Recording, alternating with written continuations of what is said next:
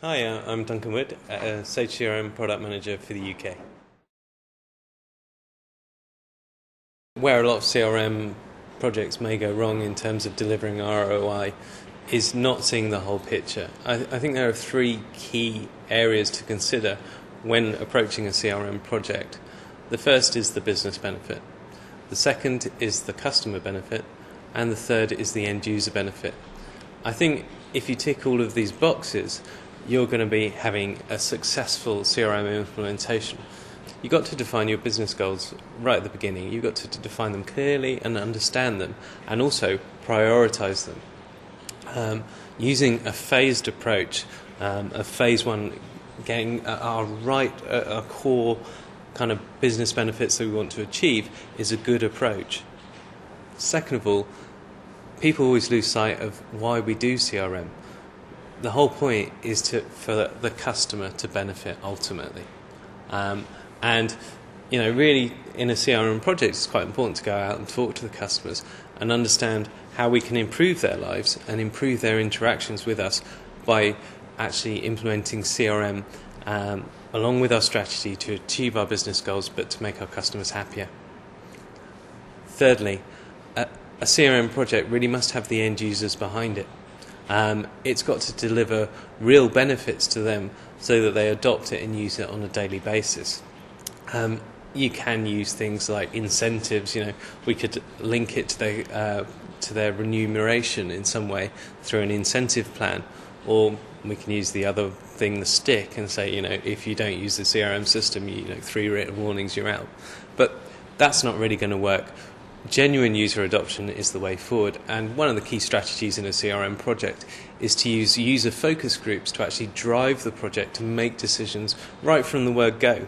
Once we've defined our business objectives, we can then create a user group to actually drive the software and the processes to achieve those objectives. You're talking about a big change to an organisation. And change is scary for a lot of people. One way to alleviate that is to use all the right people in the organisation at the right time. The classic technique is to use an influential business leader to really sponsor and drive the project. Again, it goes back to defining your business goals and objectives and having your business leader articulate them very clearly to the whole business. Then, again, the other way of doing that is to actually then involve all of the user community, so to use end user groups to help drive the strategy and give feedback. So it's not just an IT-led initiative that's nobody's got any idea what it's for, where it's going, or why should I use it. It's got to be a collaborative approach from the whole organisation, right from day one. I think for a successful CRM implementation, good data is critical. And there's two strategies for achieving that. Really, one is to understand that obviously it's the end user inputting the data. So we can make this as easy as possible for the end user in our CRM implementation. We can either do that through designing the processes to drive good data, or we can actually establish tools in the application to help them keep the data nice and clean and tidy.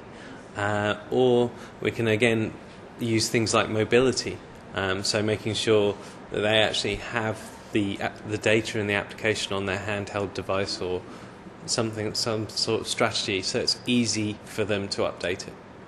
The other strategy is to kind of see data as a bit like you have to take your car for a yearly MOT. There's a kind of a maintenance kind of burden to keeping a car. Same with data really.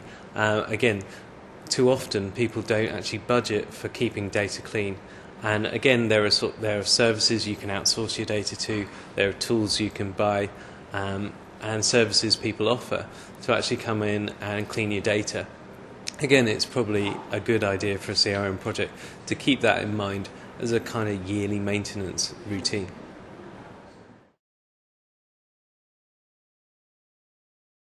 I think the business target audience, whether it's B2B or B2C, doesn't ultimately change the way you implement the CRM system.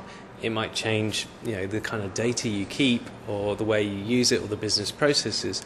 But ultimately, it comes down to the same core principles of how to implement, which is to establish your objectives early and prioritize against those so that you can deliver business benefits early in the project, understand the end users are integral to the project and engage them early, and have a strong leader to actually explain to them what the business is doing, where it's going and why it's doing it, and then to actually understand the customer profile. And this is where it is important, obviously, to understand the customer if you're in a business-to-business environment is different to the customer profile of a B2C environment.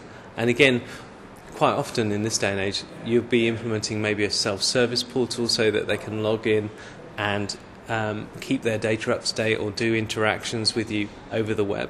And again, it's important to understand that really that self-service portal needs to be firstly easy to use and secondly highly relevant to what they actually want to achieve and do.